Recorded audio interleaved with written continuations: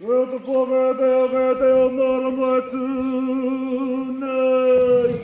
karakia whakatūwhera I te ata, ka whakakotahi te marea.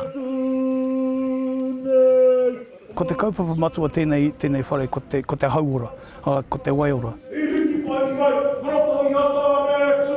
Nō te mutunga wiki I tūwhera ai ngā kuaha o Te Aroha o Te Hauangiangi ki te marea. He whare iti ki te whakatakaka o te ngārahu o te ahi a Tamatea. Hei tā te haere Sterling o Ngāi Tahu, e rere ana te wairua tāhua. Ko inanahi te rā tuatai ka taimau ki tēnei whare, hea tāhua, te wāhi, hea tāhua te wairua, nā te hitori pea, nā te hononga hoki ki tōku whānau whānui. Nō te tau 1942 I tūwhera ai ngā kuaha o te hohipera a Queenie Mary. He hohipera mō ngā hoia.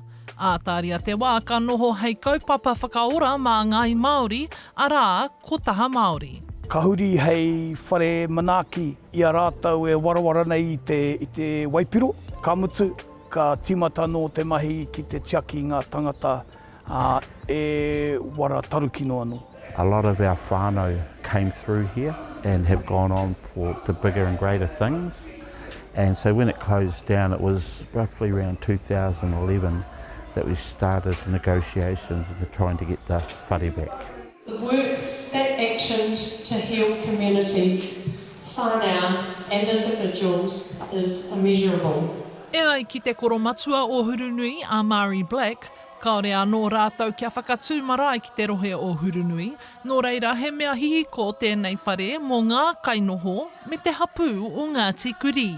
To have a space, that place of belonging, that meaningful physical space that actually builds on the relationship we have with Ngāti Kurī particularly, and it just is a really, for me, a marker in the ground to say this is us, this is our future together. So it has been a good collaboration. The District Council, or the Hurunui District Council, again we've got a good mayor, and just others that have been involved all the way through.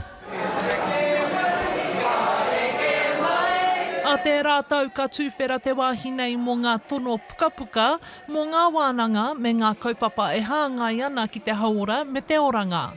Hora Kairangi Nicholas, Tahu News.